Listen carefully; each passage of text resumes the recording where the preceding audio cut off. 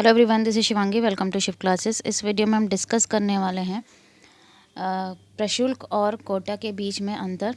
तो क्वेश्चन इस तरीके से आता है आपके एग्ज़ाम में कि प्रशुल्क और कोटा के बीच में क्या अंतर है, और साथ साथ इसमें पूछा जाता है संरक्षणवाद के बारे में पूछा जाता है।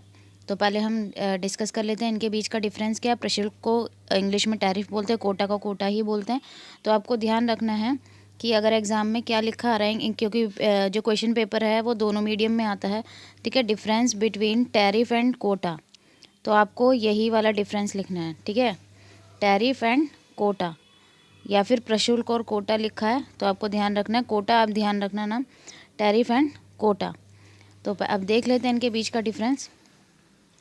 टैरिफ आयातित वस्तुओं पर लगाया जाने वाला कर है। ठीक है, टैरिफ क्या होता है? एक तरीके का टैक्स होता है जो हम वस्तुएं आयात करते हैं, मीन्स दूसरे देशों से जो हमारी कंट्री के अंदर आ रहा है सामान, उनके ऊपर जो टैक्स लगाया जाता है उसे टैरिफ कहा जाता है या फिर प्रशुल्क कहा जाता है।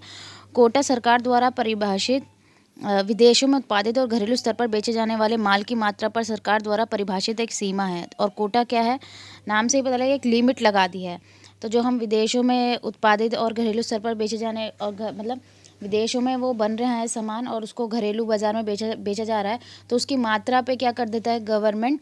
कंट्रोल लगा देता है, रिस्ट्रिक्शन लगा देता है कि भाई इससे ज़्यादा आप इसको ख़रीद नहीं सकते। इतनी मात्रा, जैसे 100 क्वांटिटी कर दी, 100 से ज़्यादा आप इसकी क्वांटिटी खरीद ही नहीं सकते। तो इससे क्या होगा? हमारी जो डोमेस्टिक कंट्री है, जो डोमेस्टिक हमारी मार्केट है, वो इससे बचेगी। इसलिए टैरिफ और कोटा लगाया जाता है। टैरिफ में टैक्स लगाए जाते हैं और कोटा में जो मात्रा है वो निश्चित कर दी जाती है कि इससे ज़्यादा आप माल बाहर से खरीद नहीं सकते, मीन्स विदेश से। टैरिफ के परिणाम स्वरूप देश के लिए राजस्व उत्पन्न होता है। जाहिर सी बात है, टैक्स लग रहा है तो गवर्नमेंट को रेवेन्यू होगा और इसलिए सकल घरेलू उत्पाद में वृद्धि होती है और जीडीपी में वृद्धि होती है। कोटा के विपरीत माल के संख्यात्मक मूल्य पर लगाया जाता है, तो एक क्वांटिटी पर लगाया जाता है कि भाई कितनी क्वांटिटी आ रही है। तो इससे सरकार के उस पे किस पे, राशि पे, मीन्स की राजस्व पे कोई फ़र्क नहीं पड़ता है। टैरिफ के प्रभाव से उपभोक्ता अधिशेष कम हो जाता है। टैरिफ से क्या, जो कंज्यूमर सरप्लस है वो कम हो जाएगा। भाई टैक्सेस बढ़ जाएंगे, बाहर से कोई चीज़ आ रही है मान ली 10 रुपये की, सरकार ने उस पर 2 रुपये का टैरिफ लगा दिया, तो वसूला किससे जाएगा? कंज्यूमर से वसूला जाएगा।